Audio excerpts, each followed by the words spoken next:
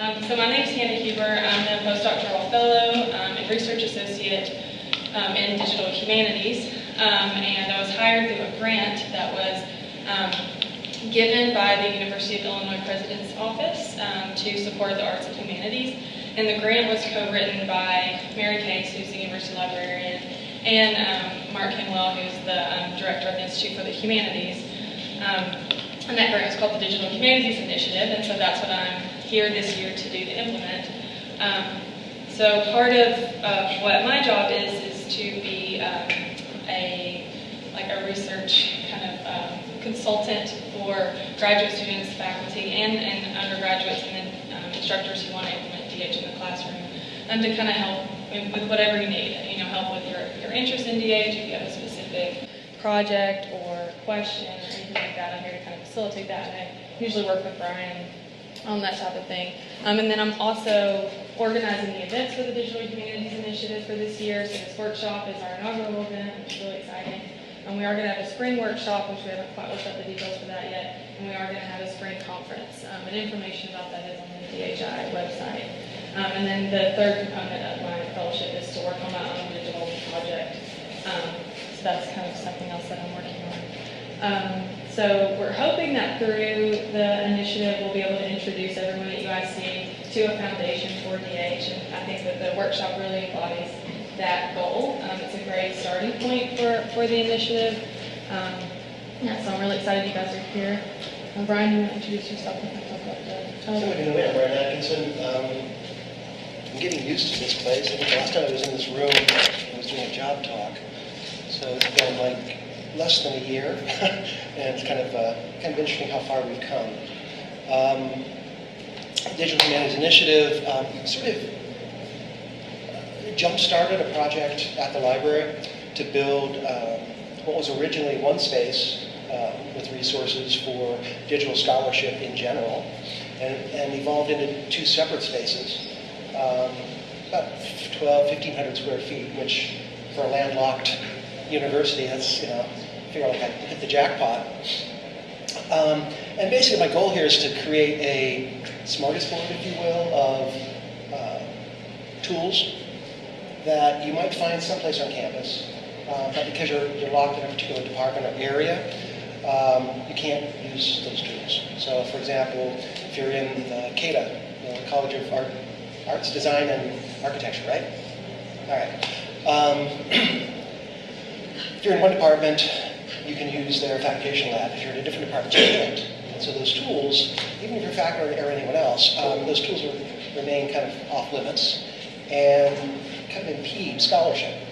And so what I'm trying to do is build the bridges, for one, and then also provide this basic level of resource here at the USC Library to allow people to experiment and learn. And so far it's been a lot of fun. We're almost open. January we're open for sure. For any of you who've worked on projects like this at a big university, facilities is your friend and your nemesis at the same time. And sometimes they take a lot longer than you want them to. And so this started, basically the planning for it all started in March. Really didn't finish until about 3-4 weeks ago. And so now we're getting the second piece and start actually outfit the areas, which we'll show you later on today. Thank you for coming. And I think I'll let you do the introductions. Yeah, so we have Matt Taylor here. Matt has a background in computer engineering, and he is the IT director and general director of the Media and Design Studio at Northwestern, where he supervises all things digital. We have Josh Honn here. He's the Digital Humanities Librarian at Northwestern, where he collaborates with faculty and students on a range of digital and web-based research and pedagogy projects. So since 2013, Matt and Josh have led Northwestern's yearly Digital Humanities Summer Workshop, which brings together faculty, librarians, and technologists for a 2-week intensive, critical, and collaborative experience in developing digital humanities pedagogy and research projects with meaningful roles for students. Hosted by the Alice Kaplan Institute for the Humanities and co-organized by Northwestern University Libraries and the Weinberg College Weinberg College's Media and Design Studio, the Digital Humanities Summer Workshop provides Northwestern Humanities faculty with the opportunity to learn and grow technology skills, think critically about digital information, tools, and culture, conceptualize and collaborate on research and pedagogy projects, and participate in interdisciplinary seminars and discussions. So one really cool current project that they've helped launch is called the Poulter Project. And Josh serves as the Digital Humanities Liaison, and Matt is the technical editor and web developer. The Poulter Project is a website and digital collaboration that aims at allowing readers to engage with multiple different representations and readings of Hester Poulter, who is a 17th century poet and writer whose manuscript was only rediscovered in 1996.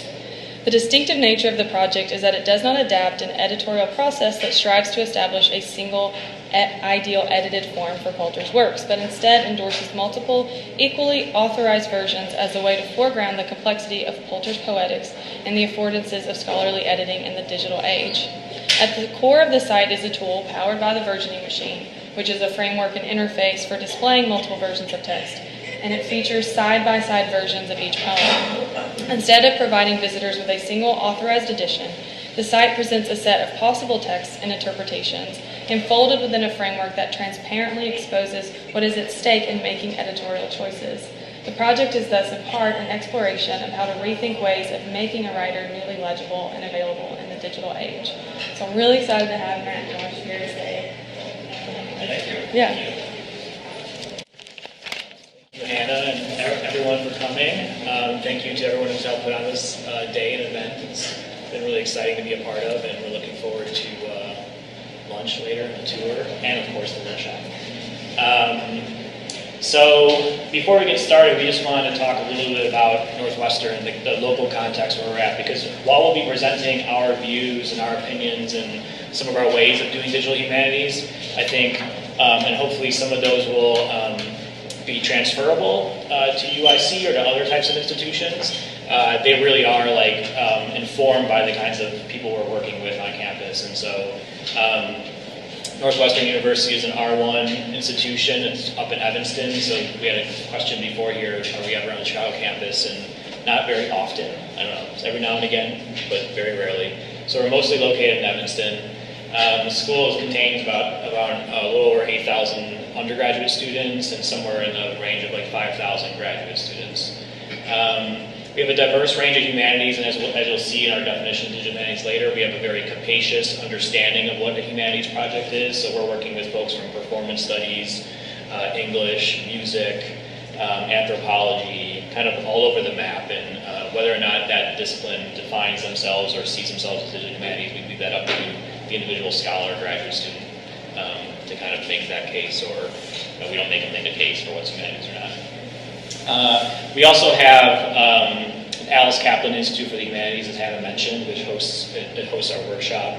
And that's a really robust center that brings in a very great interdisciplinary group of fellows and student fellows, faculty fellows, graduate student fellows throughout the year. It holds really good events, and they have been really key partners for us in spreading the word and having really good collaboration. And one of the ways in which the Kaplan Institute is, we don't have a central DH hub. We don't have a DH hub or DH center in Northwestern. We have a more distributed model. So the Kaplan can become a little home for us in a way to connect people to Matt's group, which we'll talk about in a minute, or the university library, which we'll also talk about. And we've had various discussions over the years about whether or not to have a center. It's not really up to us, right? It's up to the people with money, but we've kind of enjoyed and had successful collaborations across the units and finding our different niches. And to be honest, there aren't many people at Northwestern who define themselves as digital humanists first. So in order, without those kinds of folks, we can kind of take a much broader, lighter approach and kind of include everybody. So that's been really nice. So we don't have a DH center.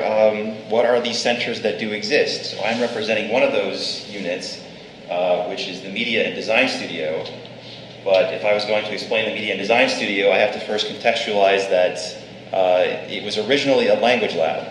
And I think this is not unique to Northwestern, where the language lab has evolved through time into something that has sort of always looked at the application of technology towards pedagogy.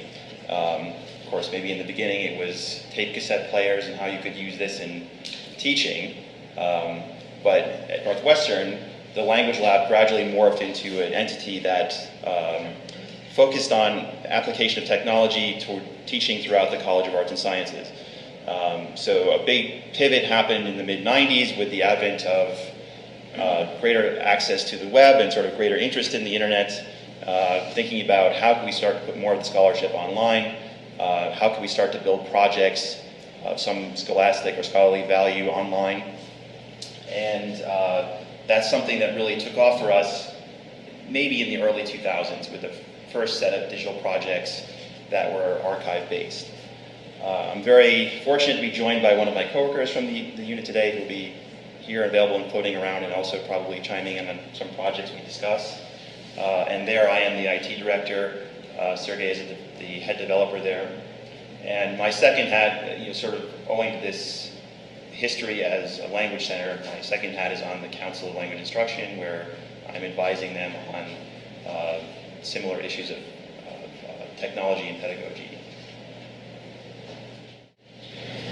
Now I'm situated in the library, which is just a stone's throw, a really good stone's throw from where Matt and Sergey sit. I've been doing digital humanities at Northwestern, in the libraries in particular, for about 8 years, and as of a few months ago, I became the English librarian as well, so one of austerity's perks is now I have 2 jobs instead of 1. But I love the English faculty, and it's great. And I've been working with faculty and students, and increasingly now community, so doing community-based projects. And that relates a lot to my work as an affiliate for our it's been about 2 years old, Center for Native American Indigenous Research. So one of my current projects is a grant-funded project as part of the Collections as Data grant to work with the American Indian Association of Illinois on working on the archives of the Native American Educational Services College, which was a Native-centered college in Chicago from 1974 to 2005. That also has satellite campuses across the country in different tribal communities. So we've been working to kind of collect and curate a lot of the archive there in the library collection they had at the university. And then I'll show a few projects that have come out of this group as well. And the university libraries really focuses on, we're really good at high-level digitization. We have a really amazing digitization unit on campus. We also have the Digital Scholarship Services unit, which I'm a part of. It's really made up of 4 people. I do digital humanities. I have a colleague who does digital publishing, one who focuses on copyright and also works with our press. And then we have another one doing data management, which is more in the sciences. And really we see the library as a place anyone is welcome to, and we make connections and collaborations across campus. So we try to make a welcoming, inclusive space, and then use our connections around campus to point people in the right direction. So sometimes people come to me and they end up working for Matt or with Matt, whether he's happy about it or not. And so yeah, we just try to kind of we hope to be a hub to just kind of bring people in together. And just really quickly going back to this kind of idea of a distributed model. So these are the websites of all our institutions: the Media and Design Studio, the University Libraries, and the Alice Kaplan Institute for the Humanities. And one thing we'll close on with this talk is talking about this workshop that Hannah mentioned earlier.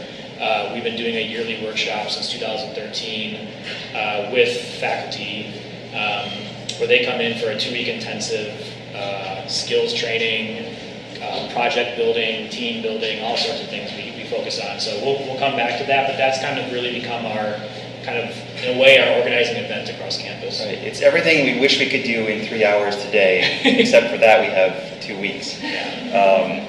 Well, now 1 week. We're trying to compress austerity a little. strikes again. Yes. Austerity might be a theme of our presentation. So before... We'll have to bring you guys back. What's that? We'll have to just bring you guys back. Yeah, we'll just do a slow burn. Yeah. So before we get started with our presentation, we really wanted to go. I feel like the group is good enough size to just go around and hear your names, maybe what department you're in, or your affiliation, maybe grad student or faculty member. It'd just be nice to hear hear from folks. And we'll have a couple more times throughout this first presentation to ask questions and stuff, but mind starting? Sure. So my name is Glenda Insua, and I am a librarian here at the USC Library. I'm Katie Brown. I'm a visiting assistant professor in Spanish. I'm Gabrielle Powell, and I'm a graduate student. I'm Zoe Martin Lockhart, and I am an Edinburgh graduate student. I'm Bill Lockhart,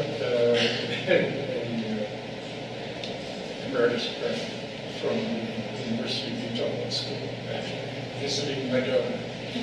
Welcome. Oh, welcome, yeah.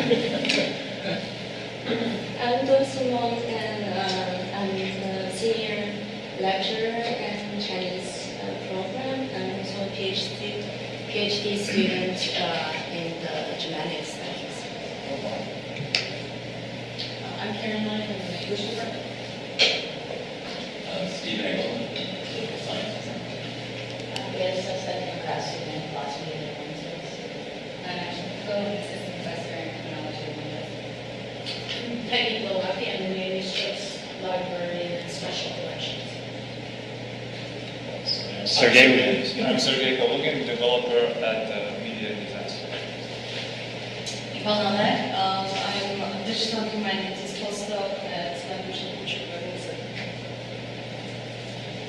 I'm Ariel Moss. I'm an assistant professor at African American Studies and Anthropology. Awesome, thank you.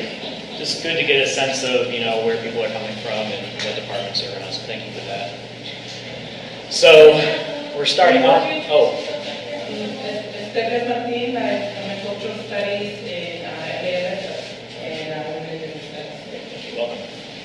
So a pretty varied group of people, grad students, faculty, people from English, poli-sci, anthropology, sort of the same mix that we have at Northwestern, so we're very happy to have this wide representation here.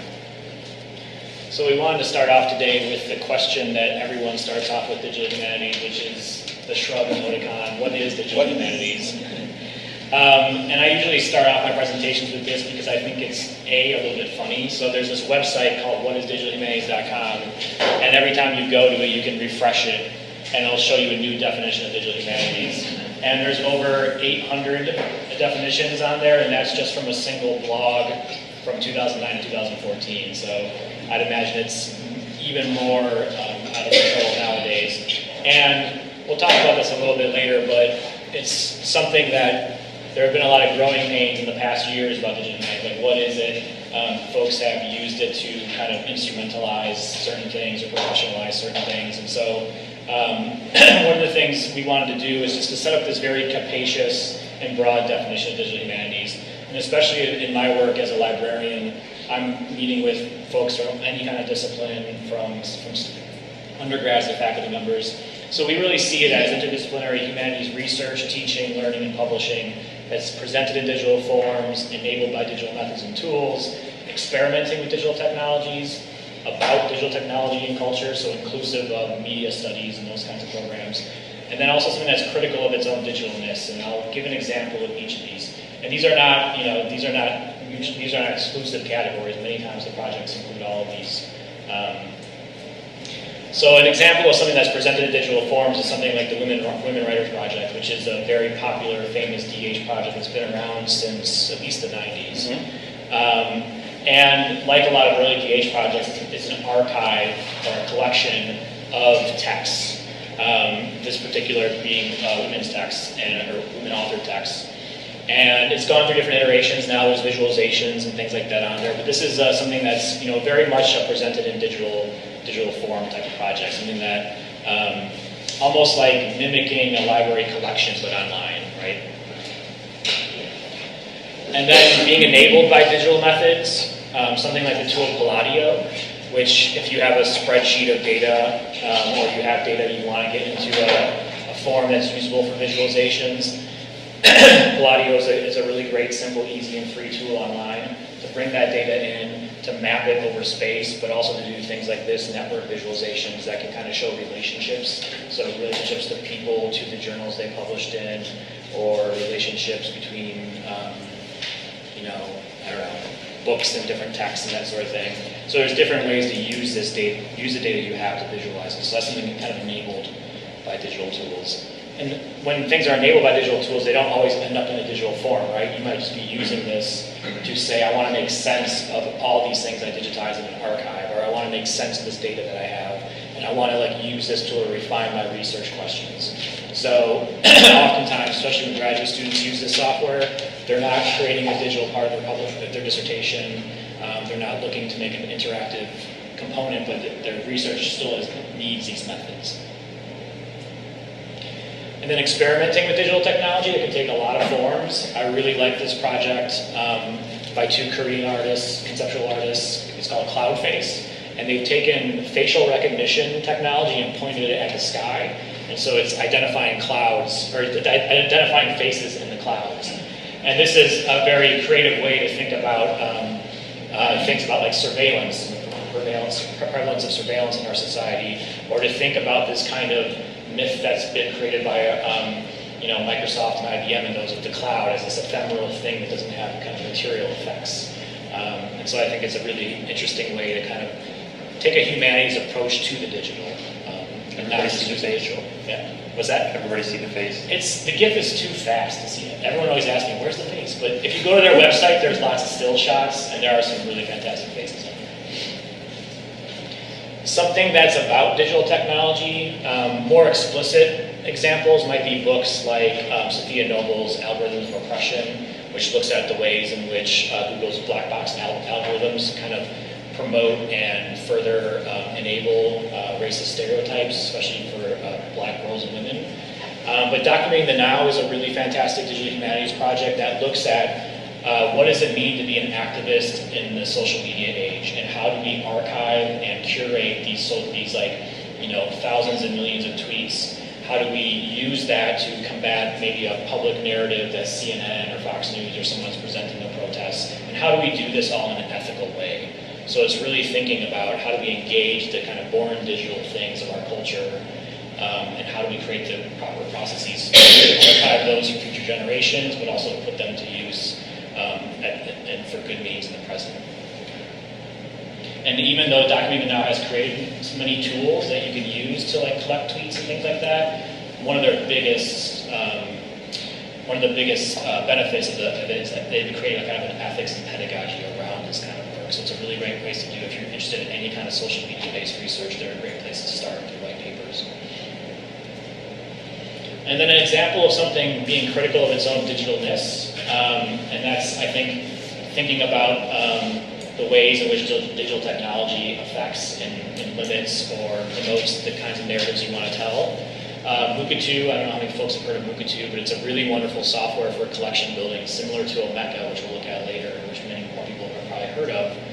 And Moocachu was designed with indigenous communities, so originally with the Waramungu people in Australia. And the goal of this software is to, like being on Twitter or like being on WordPress or any kind of platform, we mostly have an option of being a private account or a public account. I mean, we don't really negotiate any kind of more diverse protocols. Many indigenous communities have much more robust cultural protocols. So say only women know this kind of information or share this kind of information, or at this time of year this information is shared. Moocachu is a software that from the ground up enables indigenous communities, tribes, nations to implement their cultural protocols in the way they archive and share their digital cultural heritage material. So it's a very powerful software, both in concept and technically as well. So really quick, a question for the room. By show of hands, how many folks have participated in digital humanities projects or been a part of one? All right, so a few people. DH postdoc, of course. Do you have, you raised your hand, so I'm going to call on you. What kind of project did you work on, and do you want to tell us a little bit about it? I'm working on a project right now, so I'm looking to get some input from you guys. Right now I'm trying to put together a digital database that includes poetry, anthology, tables of contents from the modernist period, so that you could sort and figure out who appears in which years most frequently, and you could sort them by other things like by women or African American poets or lesbian poets. So a way of sorting names that appear in poems. Yeah, that's fantastic. Yeah, and we can definitely talk about that. Palladio is a tool that is really good for helping kind of build those networks and things, but librarians are also good to work with on those projects because you're developing ontologies, right? You're developing ways of describing things and people, which can become very tricky and problematic too, right? So thinking about ambiguity in our data and that sort of thing is important. Any folks have kind of like an idea of what digital humanities is to them, or the kinds of things you've heard? Like, what do you first think about when you hear that term digital humanities? Are there things that come to mind right away? Some people even debate, is there a digital humanities?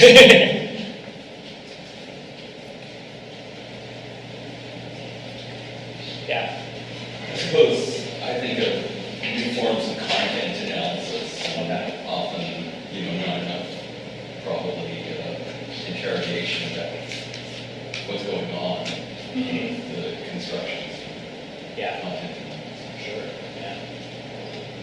I don't want to get into too deep, but Ken and I have been back and forth since July, right?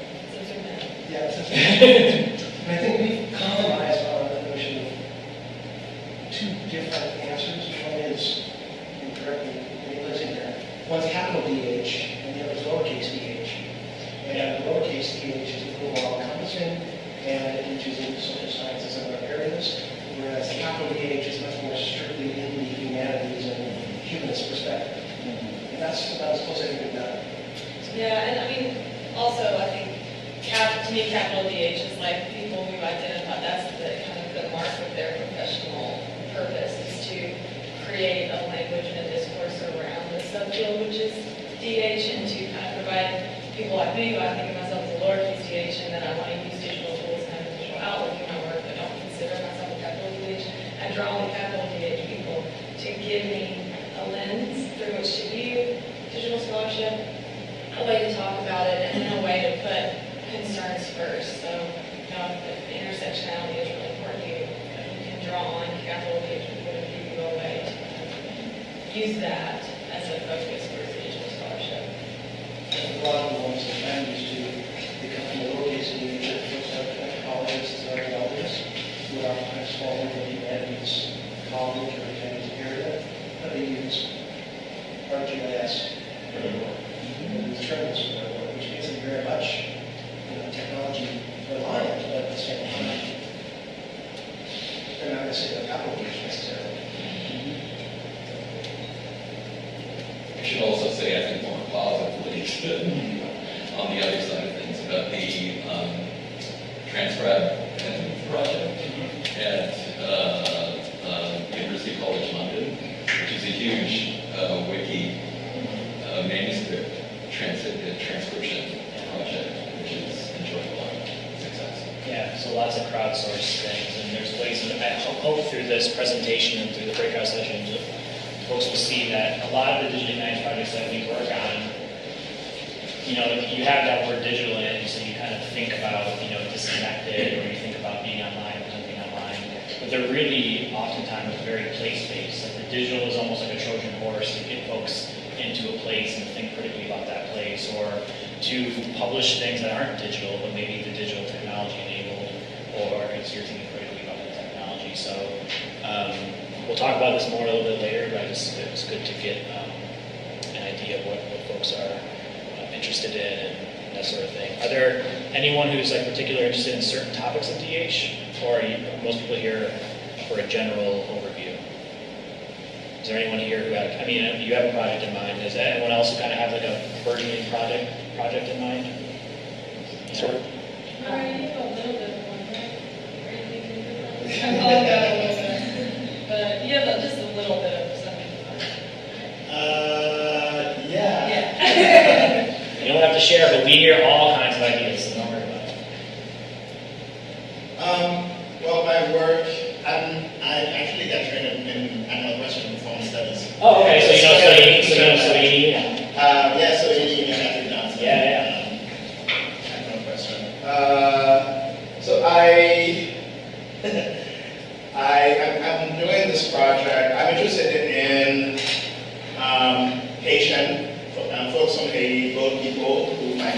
US as a means of looking at how certain bodies are, how in the US certain bodies seem to be who's deserving of care or not. And that's sort of that dynamic and that how it impacts what we're seeing about the refugee crisis right now. So I'm looking at Haitian bodies who migrated in the US in the 1980s at the onset of the AIDS epidemic, and how when they got incarcerated, they were subject to extreme denouncing practices because at that time they were also deemed to be the factors of HIV/AIDS.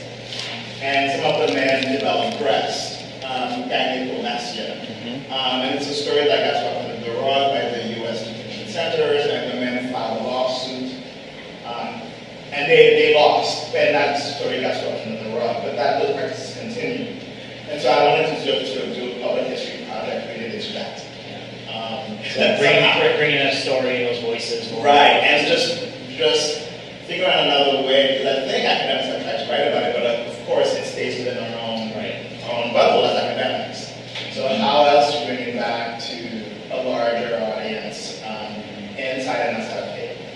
And that's one thing we'll talk about throughout this presentation and then later in the breakout sessions is all the new kinds of literacies that students and faculty learn in these projects, right? Like learning to write for the web, learning to write in tweet form, blog form, or ways in which you're,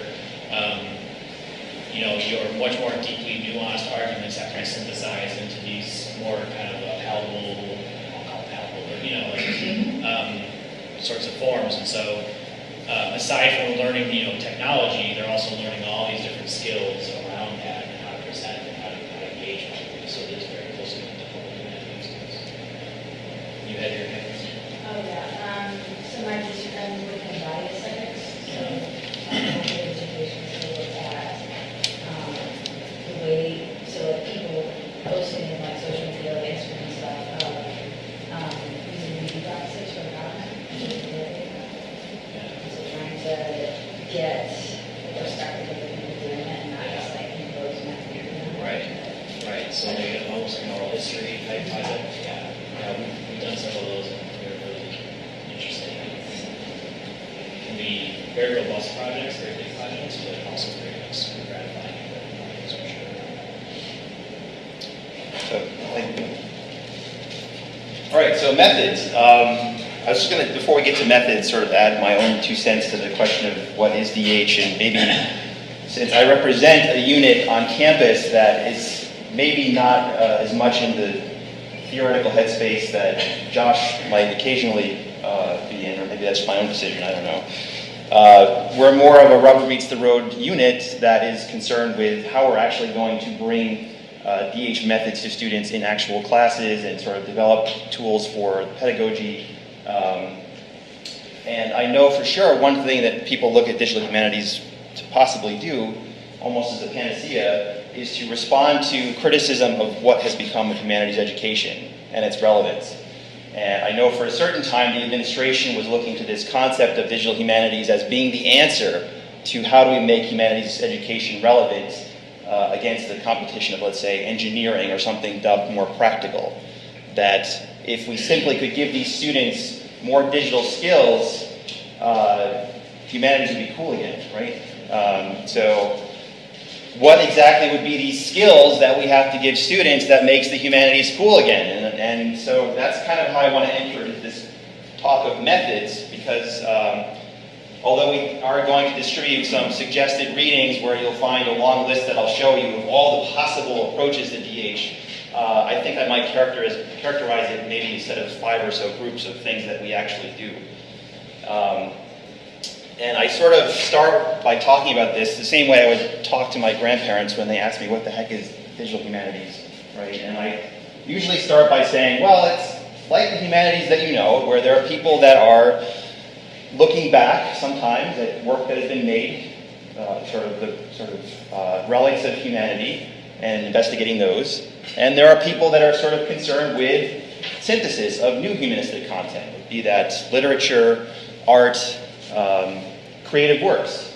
So digital humanities has the benefit of being able to address both of these directions with digital tools, whether you're looking at tools that can help you analyze things that have been made, or tools that can help you to create something that you couldn't do before in print. You know, hypertext is a great example of something that's enabled by technology that was not possible before. So one of the first domains for DH methods is text analysis. And you know, this graph I have here is me using, I think, Google's Ngram viewer, where if you're familiar with this tool, it's basically, let's look at all the books that Google has digitized and type in words that we're interested to know about their frequency of occurrence. So I was wondering if I should say I'm stuck between a rock and a hard place or betwixt a rock and a hard place. And if I was born in the 1600s, not that anyone would have used these expressions, but if you look at, you know, the way Google has analyzed these texts, I can see there was a point when, okay, betwixt was more popular in print than between. Okay, so maybe that was my year. I should go back to that year and live in that year. But in all seriousness, you know, text analysis has some fun methods that people like to consider. Lemmatization. Any hands for people that know what that means? Okay, you know what that means. Linguists might know what lemmas are, where you basically are looking at the root of words. You know, like you take walking, you'd say, oh, that's the gerund of to walk. So the lemma might be walk for both walk, walks, walking. Word frequency, that's what I've sort of illustrated here. Named entity recognition. Some people just want to give a computer a text and say, tell me all of the proper nouns in this text. And that might seem easy enough, but then, you know, the computer has to be smart enough to know when you're using pronouns, does it still refer to that same entity? Who is the he or the she that's being referred to? And then there's also this notion of tagging. Some people are interested in, let's say, parts of speech. So they'll tag a text with its parts of speech. Is that a verb? Is it a subject? Is it a noun? Text analysis is probably cited as the most frequent origin story for DH. You know, people often give talks about this Italian Franciscan, right?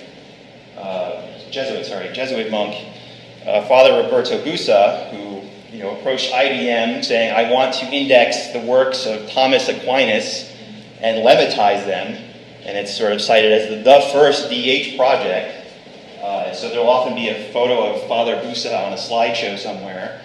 However, I was inspired by the recent Chicago Colloquium on Digital Humanities and Computer Science, where the slide was not Father Roberto Bussa, but in fact, here are the women that actually did the work for that project of encoding these punch cards and actually making all the decisions about how to lemmatize the word. So when thinking about text analysis, there's obviously considerations such as these, as who's getting credit, who's doing the work, but also the sort of technical questions of what does it even mean to read the text with a computer, and through what lens do you actually want to do this reading? So you may hear the term distant reading, which is often meant to say, let's give a bunch of text to a computer and see what insights we can have from that vast collection. And that's kind of what we did with my between-betwixt investigation. Incidentally, this project still exists. It's not like it went into oblivion. But it begets other areas of study. You know, like maybe it's digital humanities starts out with text analysis, but now in the current age, we're looking at how can we analyze sound. This is a project from HIFSTAS called ARLO. HIFSTAS is a NEH-funded group of scholars looking at sound studies, where in this case, I think they're looking at the recitation of a poem by Pound, and the pauses in that poem that can be visualized, and can you sort of infer anything about cadence across recitations of that poem. Some of you may recognize this artwork, which was at the MCA a few years back. And this is actually artwork that represents a movie. The title of this artwork is The Highest Grossing Movie of All Time. Does anyone know what that might have been, let's say, 10 years ago? What the highest grossing movie of all time would have been? Titanic, right? So this artist project was to take every frame of Titanic and average the color to a single pixel and then show it in this sort of linear form. course, I'm showing you an artwork here, but you can imagine how the same sort of decision-making might apply to a computer program you would write to sort of say, can I infer any kind of, draw any conclusions from the color, the tone, or the use of color in films, as it might also correlate to topics of the film or dialogue within the film. So this is still an emerging area of study, and there are all different kinds of tools for looking at video.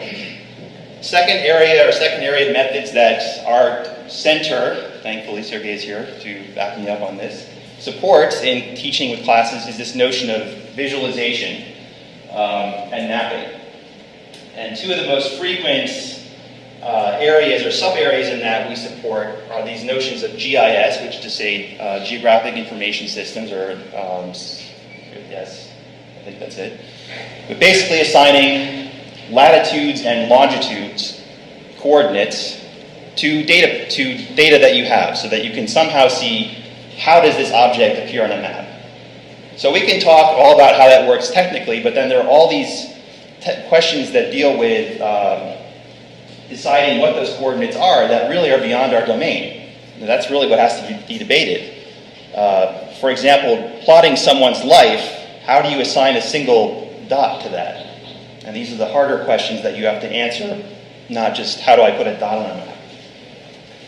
And then another area we looked at that we saw from the slide on Palladio is this idea of network graphing and network analysis. And I remember a few years back there was this very aggressive campaign by Loyola advertising their data science program, and it had these beautiful networks of dots connected to each other. And I thought, that's great, it's so beautiful, but who actually knows how to read that? You know, like, who is teaching people how to read these beautiful visualizations that we see? Or are we being duped by what narrative goes with that, right? So there's this other interest in not only creating these things, but also thinking about how can we teach people to be literate in these visual forms.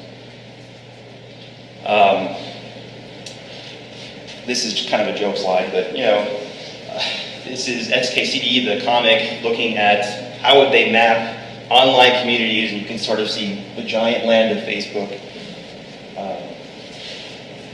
But you know, it's more or less coming back to what I said a moment ago. You know, what are the languages of visuals that we create, and how do we read them? Because I think we're not spending enough time on learning those.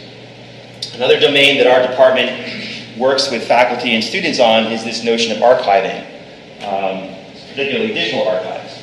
So we often think of digital archives in the sort of best form of, maybe you've seen collections held by libraries where you log in and you can see historic documents complete with the metadata that describe them. And maybe you also see with that some notion of an exhibit that has been built with the archive. Literally an analog of the same thing a museum does when it has its collections stored in a back room and occasionally pulls certain things out to mount them on the wall and say, this is our exhibit on this topic based on items we have from our collection.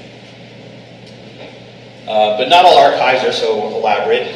Sometimes, kind of like this visualization of an outdoor archive of a bunch of folders, sometimes I tell faculty, you know, just having things collected on Box or some kind of Dropbox is already a start, right? The act of collecting it and organizing it, you maybe don't need an elaborate software to get started, you just need something. But archiving isn't without its own set of questions too. Namely, there's a lot of interest in creating archives, but one has to wonder what value is assigned to that idea of creating an archive.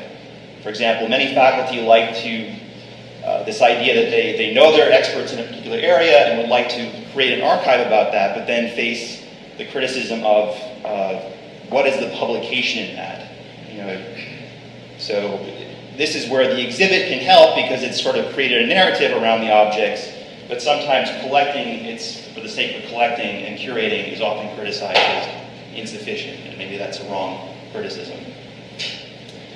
And then finally, what we do a lot with, since we are a media and design studio, is a lot with media. And particularly, we look at web, hypermedia, and multimedia for the purpose of digital storytelling.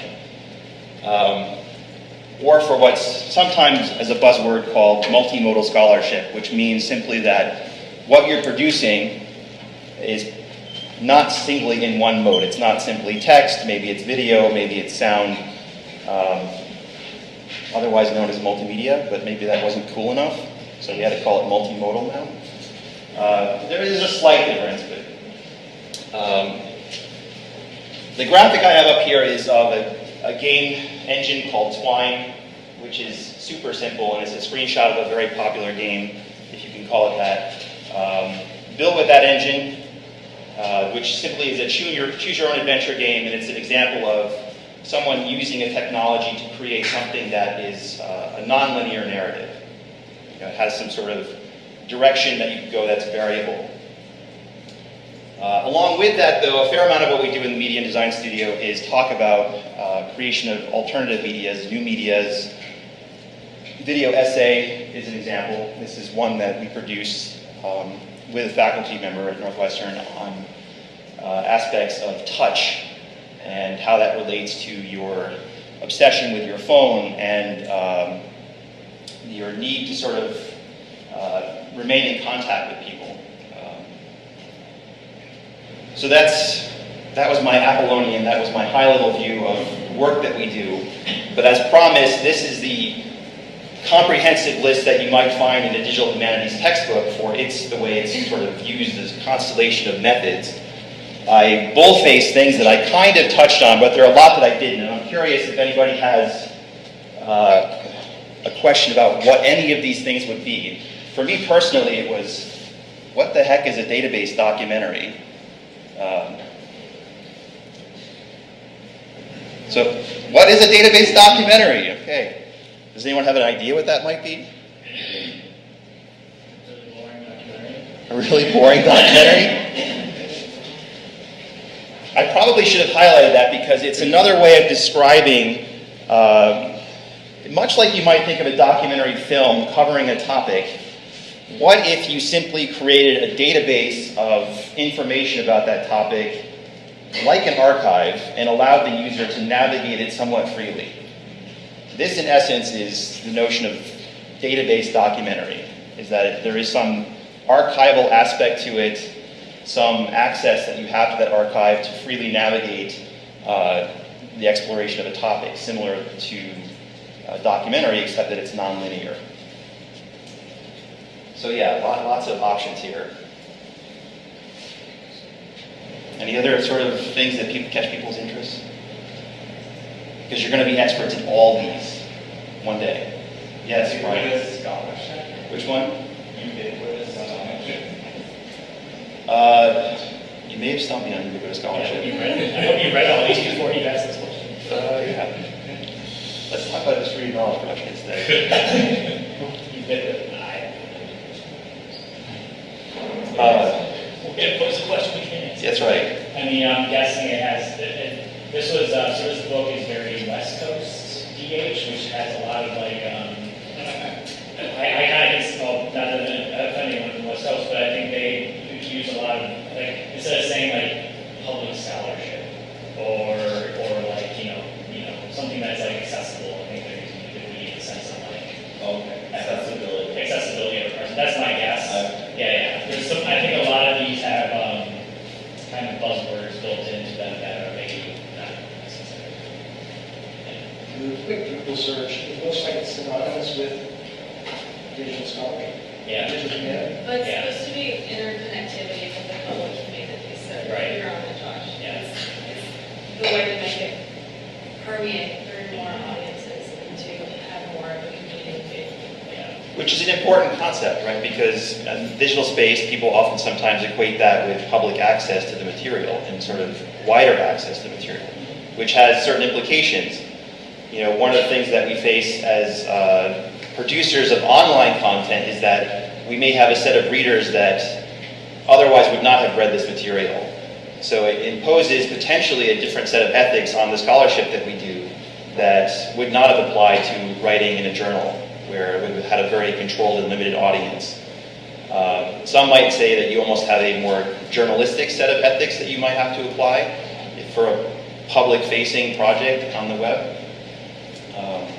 But that's definitely a concern. But once you've had all these buzzwords, you can maybe collect them and build a bingo sheet similar to this Dilbert cartoon where he sends someone to a meeting to sort of say, here's the bingo sheet. If you crossed off all the things that are mentioned in the meeting, you get bingo. But now you can have bingo on DH with the previous slide content. So on process. So in between, so the rest of the presentation after this section will be about projects that we've worked on and some of the pros and cons that around them, how they were made, but also some of the issues we confronted in them. And then we'll do a quick rundown of some common tools.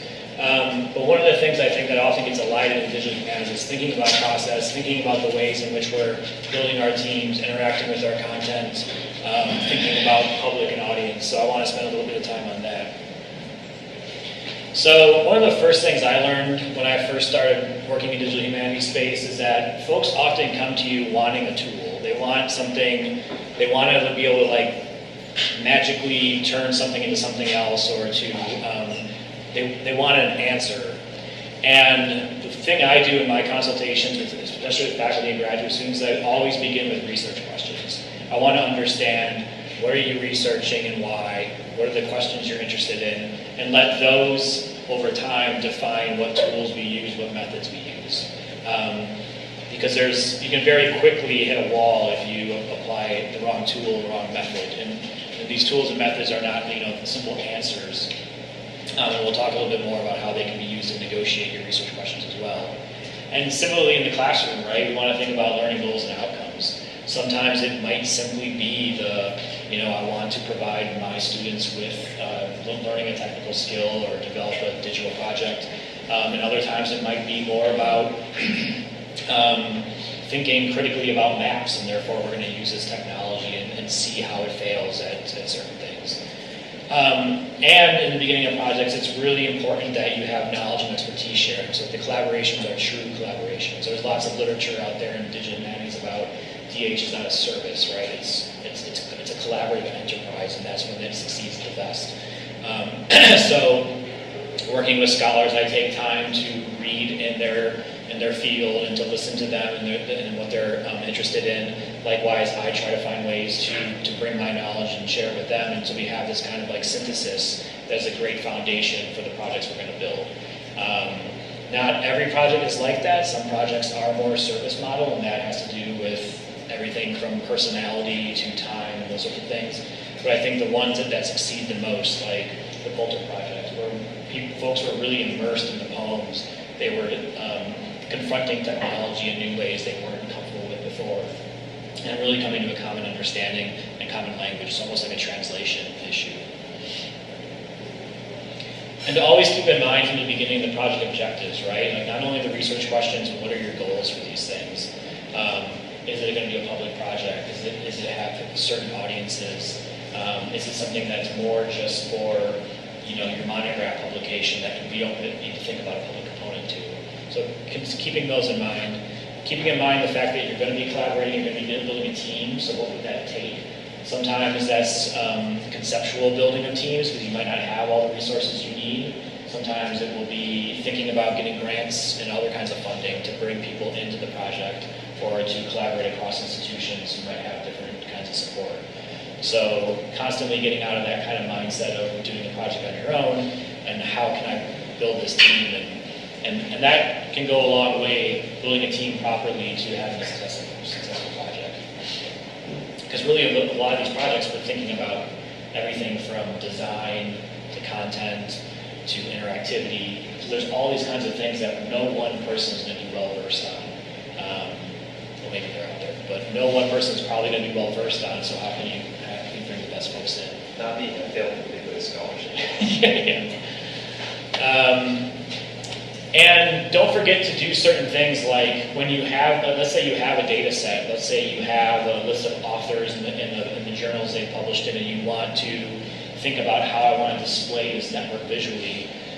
Use the tools that you're working with, like Palladio or your spreadsheet, to think about your data dialectically, to think critically about it, to say, okay, I have defined my authors in this way. But now as I try to visualize it this way, I actually need something else. I need to find another field or another thing that defines them, or I need to think about where they're from or where they died or those sorts of things. So constantly negotiating the fact that the data that you start with is probably not the data you're going to end with, because these tools are there to help you kind of think more critically and more closely about what you're working with.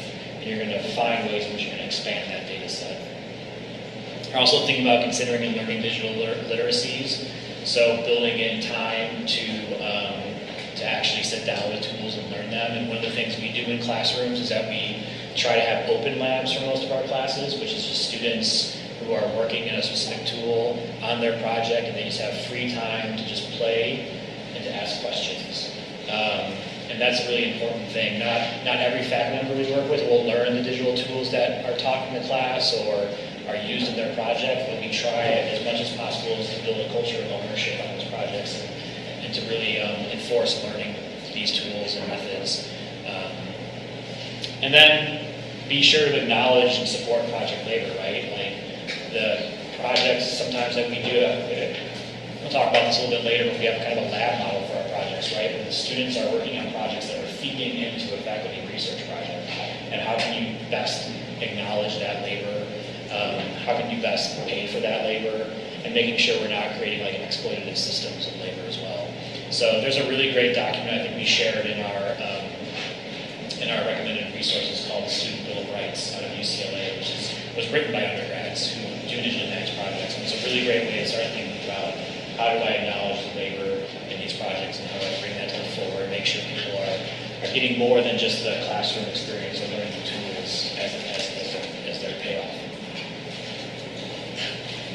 And finally, to consider and confront the different things that the digital forces us to confront or that brings to the fore that already exists in our society. So thinking about intersectionality in the digital space, thinking about issues of access. And whenever I say access, I don't think just about like being able to log on and download a PDF.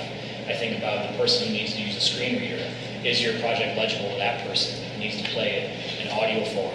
Or if you're working, say, in archaeology right now, which I am with a graduate student, and she's working in Peru into areas that the phone plans they buy, most people buy, have Facebook and WhatsApp. You can have unlimited data if you stay on Facebook and WhatsApp, but otherwise you don't have really much access or bandwidth.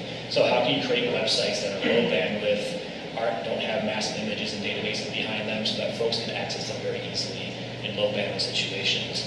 So thinking about anything from the way race and gender plays out online, going back to the algorithms of oppression book that I mentioned earlier, to thinking about these kinds of access issues. The materiality and ecological effects are also present, so thinking about the ways in which all of the things we're storing exist somewhere and take up space and take up electricity and take up water and take up things that are playing into climate change, especially as we more rapidly kind of photograph everything and those sorts of things. And also think about privacy, safety, and non-digital alternatives. And what I mean by that is when we teach classes that will have a student participating in public or performing in public in some way in a digital project, thinking about making sure you're understanding where those students are coming from, making sure they can use a pseudonym if they want to, if they don't want to participate with their full name on public or in public, or in some cases handing in a non-digital assignment. So finding alternatives to the digital component for folks. And that could be for issues of privacy and safety and security. It could be also for issues of, I'm certainly glad that the articles I wrote as an undergrad in the newspaper are not public. They might someday be digitized and put up that way, but thinking about those sorts of things for students, lasting impact of their participation online. And it could do anything like we've had students before who, through ADHD or similar things like that, the digital space was a very hard space to focus on. Like how, and so finding little outlets and other kinds of assignments that allow folks to conceptualize. So let's say they get tripped up on the technology. Well, draw me what you would have done, or write about what you would have done. Because our classes are not technology learning classes for the most part. The goal is not, you're not taking a map making 101 class. class. You're taking a map about this specific field or this specific content, and you're also learning these digital tools. So making sure there are these kind of safety valves for students to participate in alternative ways. And so before we get to some of the projects that we've worked on, I just wanted to run through some common tools, and I think we mentioned most of these in the handouts, and probably some of them you've seen before. Well, first, I guess, should I say, were there any questions about the process part? I wanted to open that up. Okay. So some very common, and all these tools are fairly common in digital humanities. They're also online, they're free to use. So this one is called Voyant, and this is a great place to get started if you're interested in text analysis. So let's say you have a single novel or a series of novels. For instance, this is Jane Austen's corpus here, so all of Jane Austen's novels are represented in this visualization. You can really easily, if you have digital text in PDF or a Word doc or a URL because it's posted somewhere online, you can very easily input it into the software, and it's going to create this kind of workbench automatically for you. And so you have things that we're all probably used to seeing, like word clouds. You have some very basic facts about the document, so like what are the words that are most used, what's the vocabulary density of the different novels, those sorts of things. You always have access to the full text, which is a very important humanist kind of intervention into this space. So a lot of text analysis tools come from the social sciences, and they're working with documents at such breadth that going back to the original text and the original content of a single word usually gets wiped away. So they're saying, I have 100,000 documents of government documents. I just want to know, like, generally what are these about? And I'm going to run algorithms to spit out topics called topic modeling to say, okay, these documents are vaguely about these kinds of things based on the words and their proximity to each other. What humanists have been doing, and this was designed by digital humanists and computer scientists, is making sure we don't lose context and we don't lose the ability to do close reading at the same time we do distant reading. So I think it's a really great thing that Voyant includes the original text. Over here you can have like some visualizations of word trends. You can do like relative frequencies. So you can say, okay, in Jane Austen's novel, this word appears, maybe they appear the same amount. Say the word appears 12 times in this novel and 12 times in that novel, but actually relatively appears a lot more in this other novel because of the density of it or that sort of thing. So you can kind of start to see patterns and trends that way potentially. And then the concordance tool, which is kind of like the baseline for most analysis, especially if you're thinking about language. So you could pull up a person's name and see what words appear to the left and right of that name every time they're mentioned, and start to see kind of. And this tool is really great, not so much about like you put in a text and it spits out answers or shows you patterns, but it allows you to kind of like refine your questions. And what I use it with students mostly for is to help them read and see in new ways.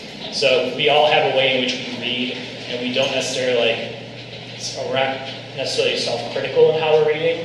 So by putting a text into here, you can maybe focus on a word that only appeared once and you didn't really notice why you didn't notice it the first time as you read it. So why did that one word only appear once? Not just focusing on the major words, but also the things that might not be there at that first blush. Yeah. Is there a way to apply this tool to an existing sizable digital archive? Yes and no. Well, yes, you can upload a corpus of documents, but it is so. Some of the limitations of these things are going to be that they're browser-based, right? So it's only as strong as your browser. So if you're working with like hundreds of thousands of documents, it's probably going to have a hard time working on that. Yeah, it's about hundreds of thousands. Yeah. I'm thinking there's a nice archive in history of economic thought that this guy put together at NYU, I believe. Mm-hmm. And so I can't tell you how many texts, but I'm guessing about 100,000. Yeah. I mean, as long as you can export from that archive in a way that Voyant can read. So if you have a folder of PDFs or a folder of text files, you can do that. If you can't do something as simply as like point to the location of the website and it knows what to bring in. But if you can export any kind of document, textual document, you can use Voyant for it. And now increasingly, like if you use a lot of library databases like Gale and EBSCOhost and those sorts of things, they're building their own kind of like Voyant type tools on top of it. So you could do text analysis on or Hockey Trust, which is a non-profit archive. They have tools built on there to do that kind of stuff. But those are only as usable as you needing their actual corpus. So. A great starting point. Yeah, it's a very great start. So StoryMap.js, which we'll do a breakout session on a little later, is a great simple tool from Night Lab at Northwestern. And Night Lab is out of the journalism school, so they're very invested in storytelling. And they've created different tools, from timeline tools to story map tools, to help you tell stories spatially.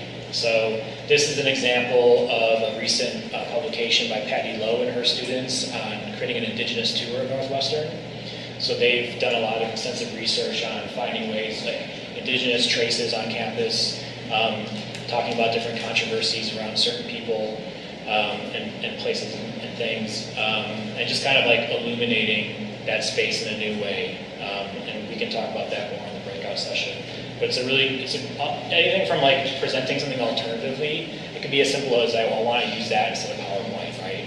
To like kind of show my argument. But also it's great for spatial and place-based storytelling or bringing in popular media. You can bring in you can bring in YouTube videos, you can bring in Wikipedia entries, sometimes tweets, things like that. So it's a good synchronicity with that. And it's also just kind of fun and engaging and user-friendly. And I think people are starting to use them more and more in popular media. And I think people automatically know when they see something like this, okay, I can like scroll and navigate or click on a point. So Omeka, which we mentioned briefly before, is a great place to build an archive of things, especially an archive of things that you want to describe in depth. So Omeka allows you to bring in, say you have a picture of a statue, and you want to create an archive of statues, and you want to have users be able to sort them by time period or by theme or by the person who created the statue. Omeka allows you to create the metadata around those items and then create an archive that's online and searchable and sortable in very robust ways. It also allows for the curation of exhibits. So we have classes where we already have an archive created, and the students come in and they work in that archive and in special collections, and we'll talk about this in a minute, and curate that archive. So a lot of DH projects, just like the 1,000 dots on a map or the big visualization, are unreadable, kind of illegible, and kind of therefore inaccessible. So how can we find ways to curate this archive to make sense of it for folks who are just going there for the first time? And folks also like Omeka because it's participating in a community of practice. So it was developed in the digital humanities by digital humanists, and it's used by libraries, archives, museums, and other institutions a lot. So there's really great documentation on it and really great user community around it as well. I think last tool I want to show is Scalar.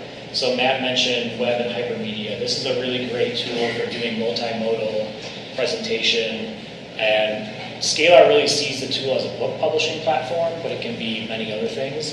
And it's a really great way to very easily kind of link text to images, have little pop-ups and hovers, so if you want to define words or you want to provide more information about people and places and things that appear in your text, you can do that. You can have the images scroll along with the text it's associated with. They have really great annotation tools, so let's say you have a video in there, but you want to annotate that video, you can do that as well. So it's a really great way to kind of bring in lots of different kinds of media, make sense of it together, and present an argument or present a narrative. And it's also has some other features, like you can kind of like visualize your narrative based on the themes you've tagged on the pages. And it's also nonlinear, so you can create different paths. Like let's say I'm reading a certain page about somebody, and one of the paths it's on is feminism, and I want to go down that path. I can go down the path where every page that mentions that theme goes. So it's kind of like a choose your own adventure type of thing. Was that multilinear? Yeah, multilinear would be the fancier way of saying it, but it really is. Yeah, and so it just kind of at first kind of like participate in this kind of death of the author theory, right? Like where the reader has has supremacy, but it's become increasingly more used in a more coherent way too. I think people are learning how to write the scalar. In the past, I would go to a scalar site and be like, did I finish it? Did I read all of it? I don't know. But people are getting better, I think, at learning how to tell narratives and stories. And just last, a plug for the DH Toy Chest, which is Alan Liu's really great website where he collects digital humanities tools and software, writes little reviews of them and links them to different projects. And if you're interested in text analysis or visualization, it's a great place to start just to kind of find what tools are out there, what people are using and why. And I think he even keeps up, but makes a note of tools that have kind of come and gone, so you can kind of get a history of digital humanities here in this space as well. And I need to speed up a little bit, but just some things to consider when you're looking at a tool. How accessible is it, right? Like who has access to it and how? Who developed it? It was developed out of the Digital Humanities Lab. Does it come from the social sciences? Is it a for-profit company? Those sorts of things. What can I bring into and take out of it? So there are many tools like Palladio, which we'll see. You can't export your visualizations very well. You can export like some thing called JSON, which people may or may not know how to use. But a lot of times your data becomes tracked in these tools, and it's a great research tool, but that doesn't become a presentation tool. So thinking about those sorts of things, thinking about how good the documentation is, and who is already using it, because that will show you there's a community of practice around it, and you can kind of rely on that tool for years to come, and always get answers when you confront problems. I'm going to turn over to Matt to talk about some of our projects. Yeah, so we've seen some of the tools, and a few of these actually get implicated in projects that we build. So I have this comic up here, which I'll just let you maybe read briefly.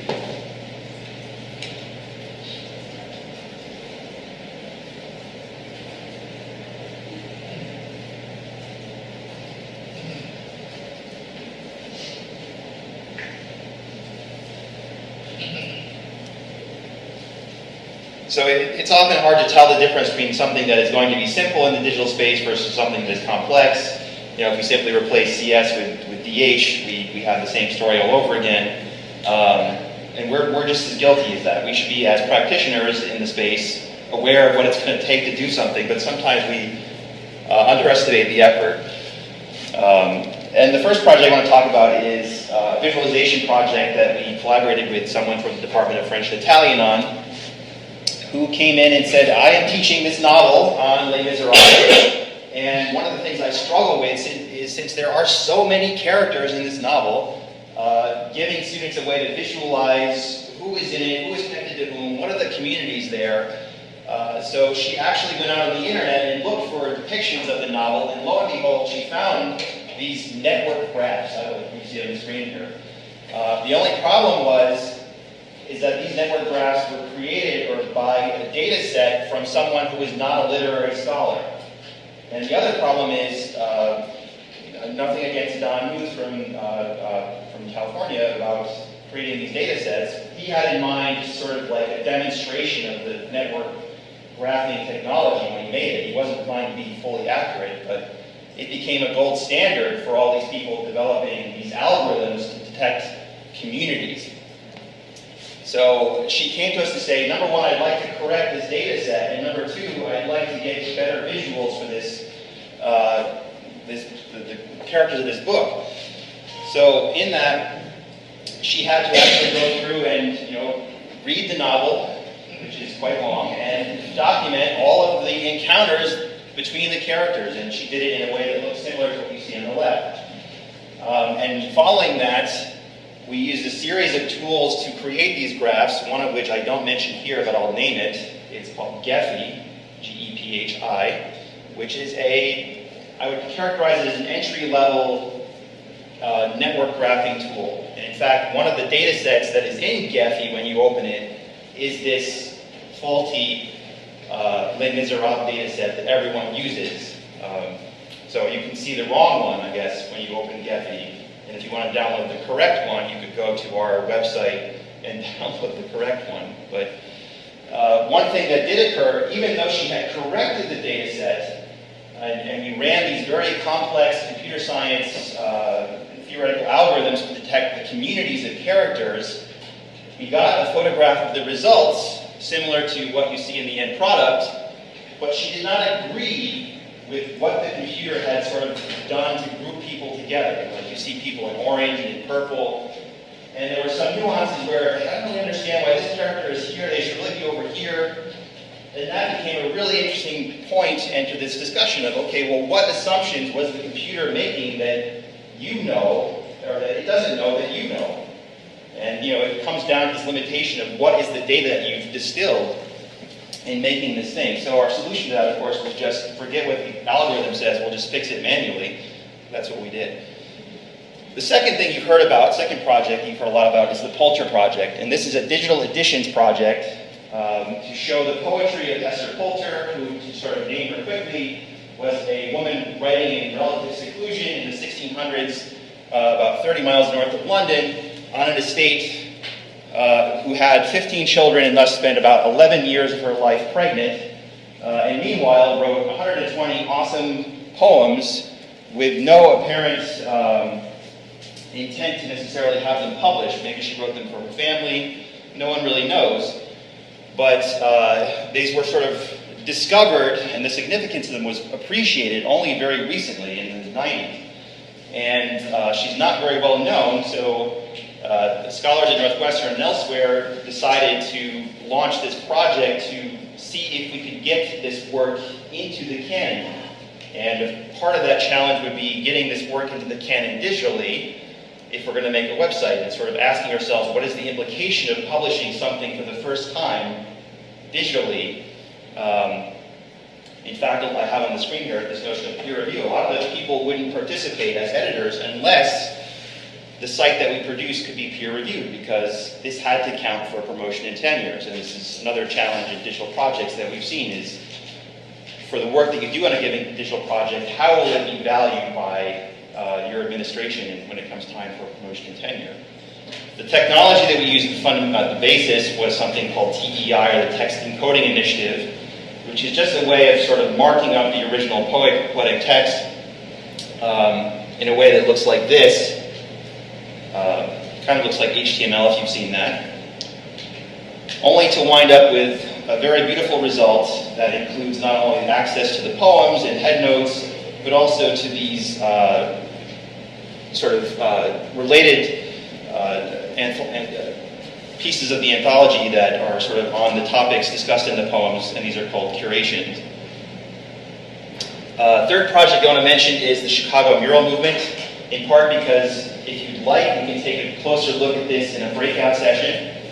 But this represents an archive that was created for a class and a public exhibit, the basis of which was the Omeka software that Josh mentioned.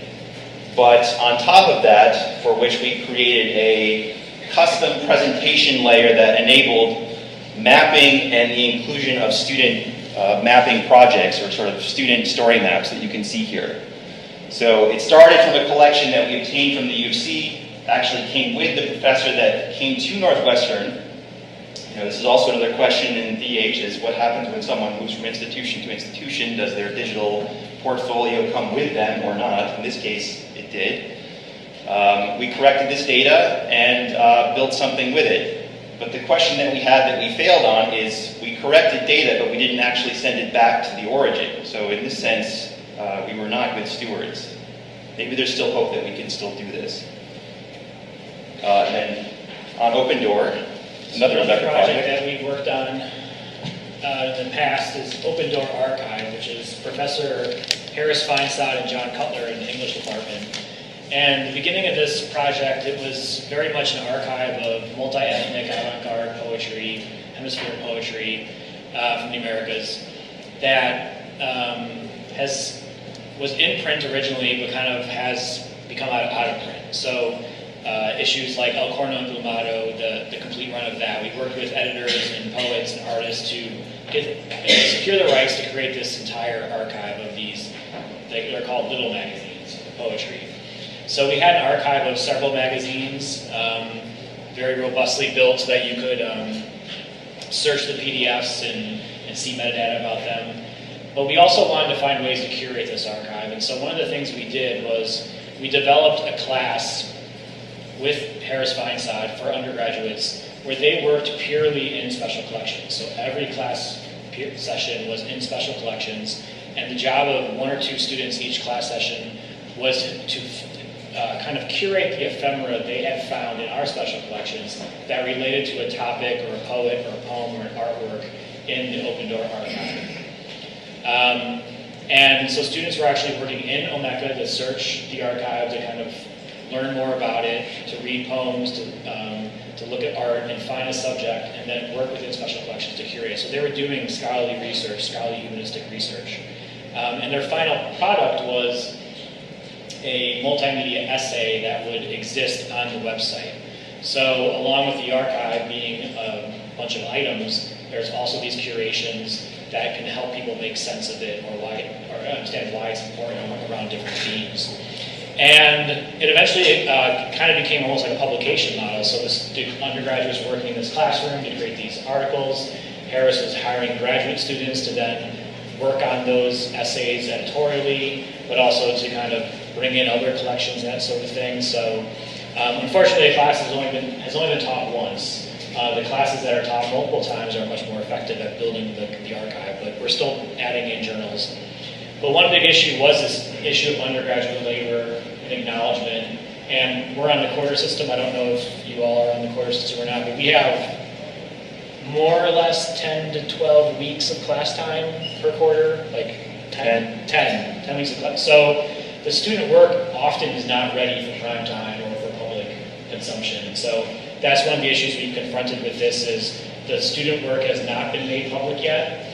And how do we capture students to participate in the editing after the class is over? How do we get them? And for some of our digital humanities projects, students will take whatever they've built in it and turn it into a senior thesis. But most students, they take the class and they're out, and that's that. So we're still working on how to best incorporate the student work in the final public project. So there are some exhibits and curations on there, but they're by scholars or artists or poets who were involved in these journals. And lastly, this is a project I worked on years ago with a graduate student in English who had two novels she was interested in. They were basically the same novel. One was from 1811, the other one was from 1859, and they were by Sidney Morgan, or Sidney Lady Morgan. And the scholarship, and she had revised this novel at some point, republished in 1859. And a lot of the scholarship or common understanding about this novel was that she edited it to kind of like make it more concise in 1859. And it was mostly about, in 1811 it was serially published, and so she used, lots of language to like fill out the pages, or maybe she was paid by word or something like that.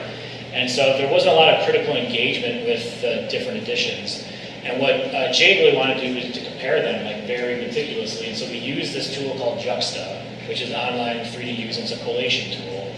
And you can upload both texts, and it automatically is going to find differences and changes and edits, and then highlight those for you. So it became a very powerful tool, and as she started to see at scale and from the distance where the novel had been changed the most, and also doing close reading, she realized that a lot of the language and a lot of the themes were changed based on the colonial wars that had happened in England and India and those sorts of things. That there are really meaningful reasons why the novel was edited.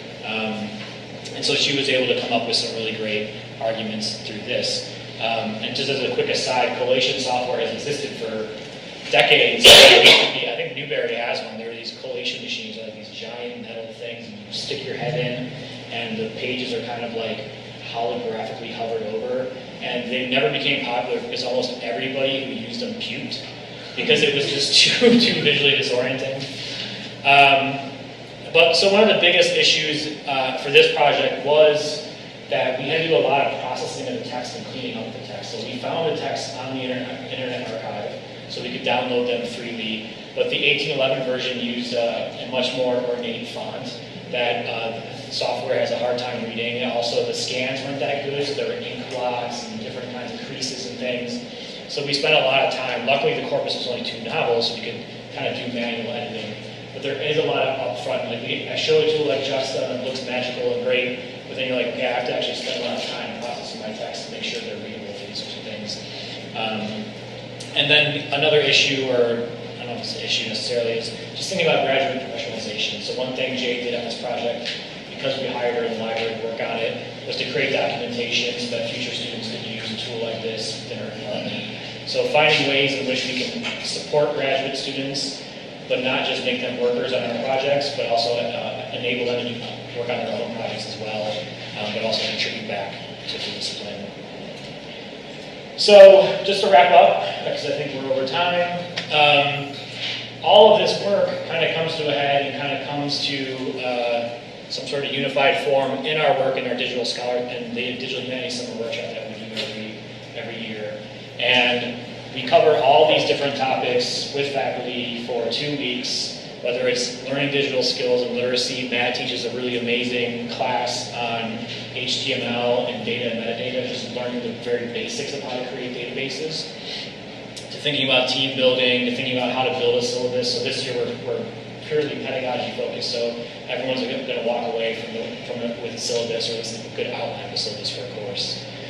We bring in guest speakers, we talk about ethical issues, and we have a lot of unstructured work time, which is always important, just to let people explore and play and fail and try again, and those sorts of things. And so we hope in those 2 weeks and hopefully in these few hours that we're able to kind of turn that shrug of emoticon into a smiley face. So that's our goal usually, is just to get people to feel comfortable with it.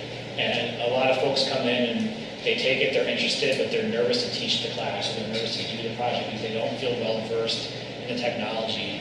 And we just try to work to demystify that and to make sure that everyone can kind of talk and learn and share at a base level and be successful with their project. So thank you very much for our time. We have. So I don't know, I can lead us off with an anecdote. We have an advisory committee for our group, which, as you know, is now focused on digital products. Our representative from the library asked us, why aren't we just making books? Because the entry point was, we know how to preserve books. We've done it for hundreds of years, but the precariousness of digital projects is obvious. Like, you go to use something on the internet, it's not there anymore, it relies on some server. So I think the only thing that we've been doing lately as a trend to try to address preservation and make it more viable is to, whenever possible, decouple the need for some kind of hidden backside to something, like some notion of, oh, that's on the server, or that's in the database. The more you can expose to something that actually gets downloaded by a browser, the more archivable and sort of portable it is, right? And that's a big way of looking at preservation. But in general, I think preservation of digital projects is like one of the most planned or underappreciated aspects of the projects, because people will come up with elaborate plans with great funding to implement something, but no plan for ongoing preservation. And there's a debate happening right now about what's the most important thing to preserve. Is it the documentation about the project? Is it the source code of the project? All those things are important.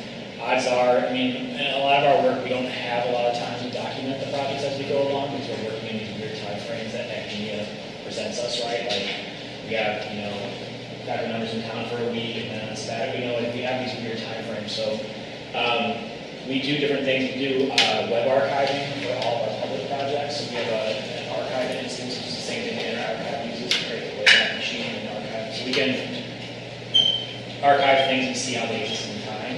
It's not always going to capture all the functionality of an interactive site like that, but we've done different things over the years. There's a really great tool called Web Recorder, which has come out of more of the art scene, which allows you to kind of record your browser sessions, and then it creates an archive of that through like editing video too. So we have different techniques. We've done everything from like screen captures to using GitHub to have posted source code and stuff like that, but it's still kind of all over the map, and each project is so radically different oftentimes that it's hard to say, okay, for every project like this, we do this kind of preservation. For a project like this, we do that. So it goes on top of that. So how do you feel about, intellectually, about trying to preserve a project? We had a conversation about this the other day. Preserve a project that is interactive in a format such as what you try in the browser or whatnot, where each time you experience that project, it's potentially 100% different. It's a second reading almost. Yeah. It's not a first reading or a first source, it's like a secondary source at that point, right? I mean, there's sometimes we just present the hard realities, right? Like I think as a librarian, as someone who also working in digital spaces, it's kind of ideological push that or belief that everything can be saved and everything should be saved, which I don't think is true. I think ephemerality is what makes us human, right? I know Silicon Valley's trying to solve death, but and so one of the things we do sometimes we say, okay, we're going to have an MOU in this project. We're going to say it was up for 5 years or up for 10 years, and after that we'll have another negotiation. We'll talk about is there an easy way to migrate, but we confront that annually. Projects that were developed in the 80s or 90s and I wasn't here. No one in the library participated in building this project. No one knows what the hell it is or how it was made. And sometimes you take them down, and you archive them the best way you can. And I mean, books go out of print, and any kind of project goes out of print, or you have other editions that aren't quite the same as reading the Shakespeare First Folio, right? So you do your best within that space. But the belief that everything just because it's digital can't be saved, or just because you wrote that library and business and everything should be saved, I think it's something we need to let go of and then kind of start the conversations around having these kind of hard conversations about that, which I'm sure archivists have been having. Newspapers. So we have some options for breakouts. We are here and we have on the screens 4 topics that we kind of came prepared to talk about and had imagined, one possibility would be having parallel tracks if we divide the room where we could talk about these things and you could choose which of the 2 things at the given time you want to see. But if people object to that and as we sort of describe what these things are, you say, I'm not interested in that, and everybody says no one wants that, maybe we'll do something different. But the 4 things are looking at things in a more hands-on way. We mentioned Omeka more than a dozen times in the presentation, so I'm offering to lead an hour session looking at Omeka, how that works, uploading some sample data, and talking about the structure of the platform. Josh is offering hands-on for StoryMap.js, and also talking about maps more theoretically in that context. And then following either of those, if we talk about those in parallel, where you could choose either one, I was going to discuss a project that I mentioned, the Chicago Mural Movement, a little more in depth, how that was built, how Omeka is used in that project, and also how StoryMap.js is used in that project. So either session would be sort of helpful for that. And then Josh is offering to talk about access and ethics, especially useful when you have student collaborators on a project.